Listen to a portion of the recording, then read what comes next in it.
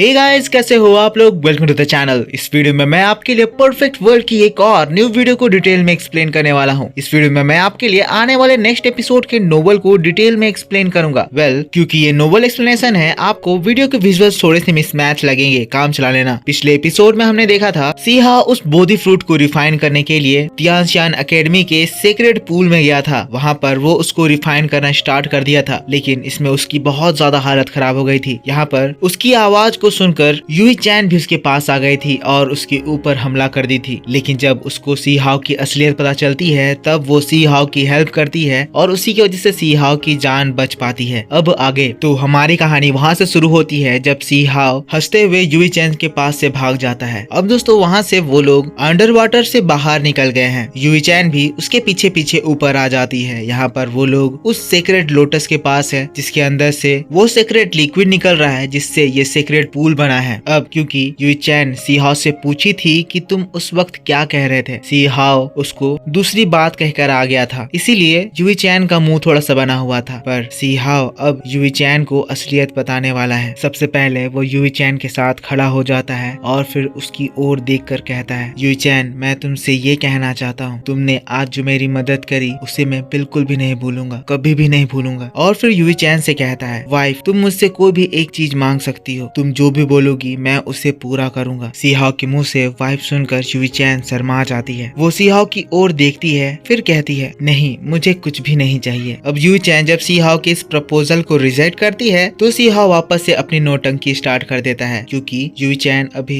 सी हाओ से उतनी खुश नहीं लग रही है, इसलिए सी हाओ उससे फैमिली टाइप फील कराने के लिए उससे मजाक करने लगता है। सी हाओ बड़े ही डर्टी जोक मारने लगता है। तो फिर यूई चैन कह देती है, तुम्हें पता है, जब तुम सीरियस रहते हो ना, तभी तुम्हारा कैरेक्टर ज्यादा अच्छा लगता है। ये तुम्हारा मिस्चीवियस कैरेक्टर कुछ ज्यादा ही नटखट है। और रही बात हमारे इस रिलेशन की, मुझे तुमसे अभी कोई अफेक्शन नहीं है, हम लोग लोअर वर्ल्ड में नहीं है, मेरी यहाँ अलग आइडेंटिटी है, मैं तुम्हें नहीं पहचानती हूँ। सी हाओ उसकी बात को सुनकर थोड़ा सा सैड होता है, लेकिन फिर से मूड बनाकर कहता है, तो क्या तुम भूल गई हो, हम दोनों ने एक एक्चुअल शादी करी है, पूरे रस्मों रिवाज के साथ। क्या तुम्हें वो सारी बिल्कुल भी बातें याद नहीं है? मैं जानता हूँ यहाँ पर तुम अपर वर्ल्ड में किसी रीजन से आई हो, जिस तरह मैं भी अपनी रियल आइडेंटिटी छुपाया हुआ हूँ ताकि मेरे दुश्मन मेरा पता ना लगा सके, उसी तरह तुम भी अपनी आइडेंटिटी छुपाई हुई हो और मैं इसकी रिस्पेक्ट करता हूँ। पर ये बात याद रखना, हम दोनों हस्बैंड वाइफ हैं और तुम चाहो या ना चाहो, अगर तुम्हें कोई भी प्रॉब्लम होगा तो मैं तुम्हारी रक्षा करूंगा, मैं तुम्हें हर मुसीबत से बचाऊंगा, तुम्हारी बहुत ज्यादा केयर करूंगा। और इस बार जो तुमने मेरी जान बचाई है, उसके बाद ये मेरा वादा है कि मैं तुम्हारा साथ कभी नहीं छोड़ूंगा। यूई चैन सी हाओ की बातों को सुनकर शर्मा जाती है, लेकिन ये यहाँ पर सी हाओ से अपने रिलेशन को नॉर्मलाइज नहीं कर सकती है। अगर ये लोग ऐसे अचानक से करीब आ गए तो सभी लोगों को इनके ऊपर शक जाएगा। लेकिन दोस्तों तभी वहाँ पर कुछ आवाजें आने लगती है। ये आवाजें तियानशियान एकेडमी के डिसाइपल्स की हैं। यहाँ पर जो भी ये धूम धड़क के फाइट्स हुए हैं, उसकी आवाज को सुनकर तियानशियान एकेडमी के बहुत सारे डिसाइपल्स सीक्रेट पूल की ओर आ गए हैं। और तब वो लोग सीक्रेट पूल में यूई चैन के साथ सी हाओ को देखते हैं। सी हाओ को देखकर वो लोग समझ जाते हैं कि ये तो वही बंदा है, और फिर यहाँ यूई चैन के प्राइवेट टाइम में उनको डिस्टर्ब कर रहा है। अब इसी वजह से वो लोग सी हाओ को मारने के लिए उसकी ओर बढ़ते हैं, लेकिन तभी सी हाओ वहाँ से यूई चैन को अलविदा कहकर तेजी से वहाँ से भाग जाता है। सीन यहाँ से दोस्तों शिफ्ट हो जाता है। वहाँ से उड़कर सी हाओ अब मास्टर दाओ के पास आ गया है। यहाँ पर सी हाओ के आने का रीजन, सी हाओ अपने दिमाग में उस कॉफिन और वो दो फ्लेम्स के बारे में सोच रहा था, क्योंकि अब मास्टर दाओ के बारे में उसे काफी सारी जानकारियां मिल गई है। इसीलिए उसे ये पता चल गया है कि मास्टर दाओ जो भी बात कह रहे थे वो फेक नहीं रहे थे, और वो काफी नॉलेजेबल पर्सन भी है, बस उनकी मेंटल स्थिति थोड़ी सी खराब है। उनके पास आकर सी हाओ पूछता है, मास्टर, मेरे मन में कुछ सवाल है, मैं आपका डिसाइपल हूँ, क्या मैं अपने मन के सवालों का आपसे जवाब पूछ सकता हूँ? मास्टर दाओ कहते हैं, तुम्हारे मन में जो भी सवाल है तुम पूछो। जिसके बाद फिर सी हाओ कहता है, मास्टर, क्या आप 9 ड्रैगन स्केलेटन और कॉफिन के बारे में जानते हैं? सी हाओ जैसे ही ये बात कहता है, मास्टर दाओ एकदम शॉक्ड हो जाते हैं, बहुत ही खतरनाक रिएक्शन देते हैं। तो फिर अपना साइड क्लियर रखने के लिए सी हाओ उनसे कहता है, ये बात मैंने तियानशियान एकेडमी में कुछ डिसाइपल से सुनी थी, मैंने सुना है ये एक ट्रेजर है, क्या आप मुझे बता सकते हैं कि ये किस तरह का ट्रेजर है? पहले तो मास्टर दाओ शांत रहते हैं, जिसके बाद फिर सी हाओ को बताते हैं, तुम जिस चीज के बारे में बात कर रहे हो उस चीज का नाम 3 वर्ल्ड कॉफिन है। हाँ, तुम्हारी बात सच है, वो एक बहुत ही ज्यादा रेयर ट्रेजर है। पर ये ट्रेजर इसीलिए रेयर है क्योंकि ये ट्रेजर दुनिया के शुरुआती समय के टाइम का है। उस वक्त सुप्रीम बींग्स फाइट करते थे और उसी दौरान ये कॉफिन उनमें से किसी एक का है जिसके अंदर उस पर्सन की जिंदगी भर की अचीवमेंट्स हैं। और रही बात वो ड्रैगन के 9 स्केलेटन्स की, तो मैं तुम्हें बताना चाहता हूँ कि आज तक इस दुनिया में ऐसा कोई भी नहीं हुआ है जो कि उस ट्रेजर को कब्जे में ले पाया है। मेरे टीचर थे जो कि तियानशियान एकेडमी के एल्डर थे, जिससे मैंने अपनी सारी टीचिंग्स ली हैं। वो एक बहुत ही ज्यादा पावरफुल पर्सन थे। उन्होंने बहुत समय तक तलाश करी, फिर उन्होंने उस ट्रेजर को पाया। अपनी ताकत के दम से उन्होंने उस ट्रेजर को खोल दिया था। उन्होंने उस कॉफिन का दरवाजा खोला था, पर उस दरवाजे से इतनी ज्यादा स्ट्रॉन्ग ताकतें निकली जो कि मेरे टीचर भी सस्टेन नहीं कर पाए। और जो तुम उस 9th ड्रैगन हेड के बारे में बात कर रहे हो, वो ट्रेजर भी उसी कॉफिन के अंदर से निकला था। उसी के बाद वो कॉफिन दोबारा बंद हो गया, जिसके बाद मेरे टीचर ने भी दोबारा उसे खोलने की कोशिश नहीं करी। उसके बाद वो कॉफिन और वो ट्रेजर्स उसी दिन के बाद खो गए और आज तक कोई उसे खोल भी नहीं पाया है, न ही उसे ढूंढ पाया है। सी हाउ अब इस बात से क्लियर हो जाता है, जिसके बाद सी हाउ वहाँ के 2 फायर्स के बारे में जानना चाहता है। एस सी हाउ को ये तो पता चल गया कि अभी जितनी उसकी ताकत है उसके हिसाब से वो कॉफिन को खोल नहीं पाएगा, पर वो ये चाहता है कि वहाँ पे जो फायर्स थी उन फायर्स को अगर वो कंट्रोल कर ले, अपने बॉडी में एब्जॉर्ब कर ले, तो उसकी स्ट्रेंथ काफी ज्यादा बढ़ सकती है। इसमें से जो ब्लू फ्लेम था उसको वो यू चैन को देना चाहता है और ब्लैक फ्लेम खुद के लिए रखना चाहता है। इसीलिए वो